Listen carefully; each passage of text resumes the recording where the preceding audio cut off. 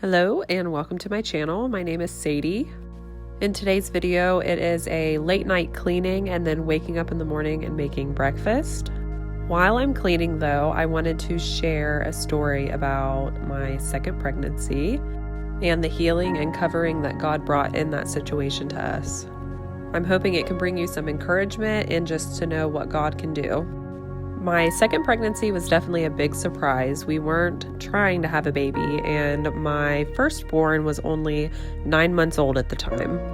We were really excited though when we found out. I was already having baby fever anyway. So later on in the pregnancy, we got to our anatomy scan, which happens around, I think, 16 or 20 weeks. And that's where you find out the gender of your baby, and then they will check like measurements and see if everything's looking good. Up until this point, I had a pretty normal pregnancy, just like the sickness and all those things that you normally get. And I definitely didn't think, about anything being wrong at that point. So we go into the ultrasound and everything seems pretty normal, and I was feeling really good about everything. My husband and I choose not to find out what we're having, and we like to just be surprised when we're giving birth. So we actually didn't find that out that day. After the ultrasound, we went in to see the doctor, and they were going to listen to the heartbeat. And she comes in and she lets us know that there was a mass that she found on the baby's lungs. And at that point, I just completely blanked out and didn't listen to another word that was said. I had like a million things rushing through my head all at once, and then feeling just completely, helpless. Like there was nothing I could do for this situation. Thankfully, my husband was there with me. He had taken off work, which originally I had told him not to worry about, but I'm so glad that he did and that he was there. I just remember him reaching over and grabbing my hand and feeling that comfort from him. At that point, the doctor, I remember she was looking at me and I realized, well, she's definitely just asked me a question and I didn't hear anything she said. She had named a couple of specialists that we could choose to go see, and I just looked over at my husband and told him, whatever you think is best is fine. Like, I'm fine going anywhere. Either way, we were going to have to drive. One was closer, probably by like 45 minutes though. We ended up picking the doctor that was closer, and they put in a referral, and we got an appointment to go there within a few weeks. The first couple days after they told me, I was definitely upset, like on and off, just randomly crying and not knowing what I should do. They told us the name of what the mass was called, which I did not look up. I knew that if I did that, I would end up spiraling and just make everything worse, and that reading about it was the worst thing I could do.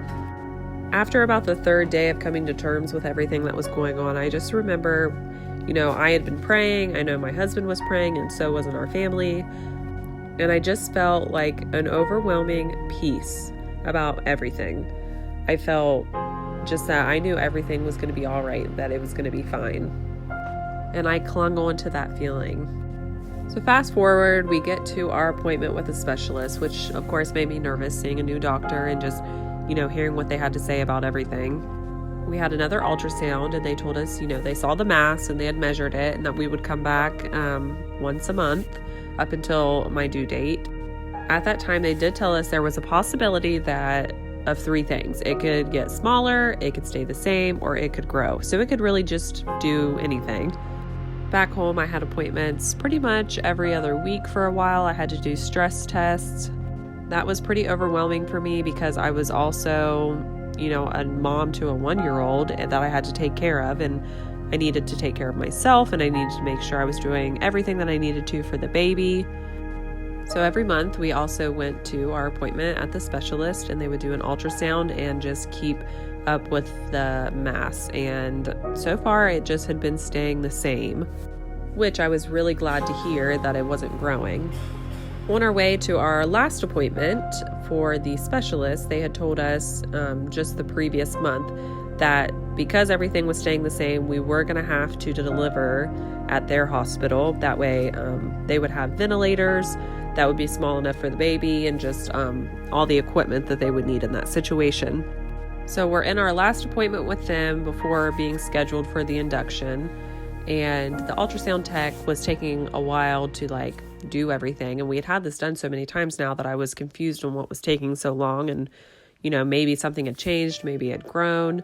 She ended up having to get somebody else to come in, and I was really confused on why she needed to get somebody else.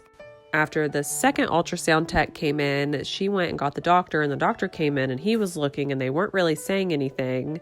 And then finally the doctor turns to me and he says, well, the mass is gone. It's not there anymore. And you can plan to just deliver back at your home. You don't have to come here unless you want to. Mind you, they're telling me this, and we were supposed to be being induced like the following week. I had come to terms with the fact that we were going to have to deliver somewhere else and probably need specialist and just the unknown of it all. Hearing him say that the mass was just gone and they didn't see it anymore was just the best feeling ever. And I almost just didn't believe it when they said it. At that point, I had thought about just having the baby there anyway, because I was just, like, what if they just didn't see it? And for a couple days, I was just in disbelief. And I realized, why am I doing that to myself? God brought this healing.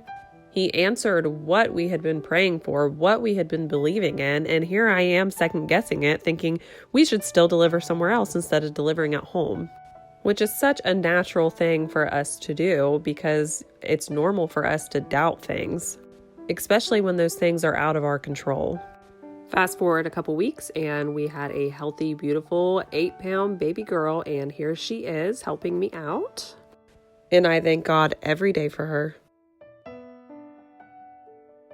It's the next day. We're going to get started on some breakfast. We are having homemade biscuits and sausage and gravy. We were out of milk, so I'm really glad that I had this in the cabinet. I made these biscuits in my last week's video, so you can check that out, and I will leave everything listed below, including ingredients.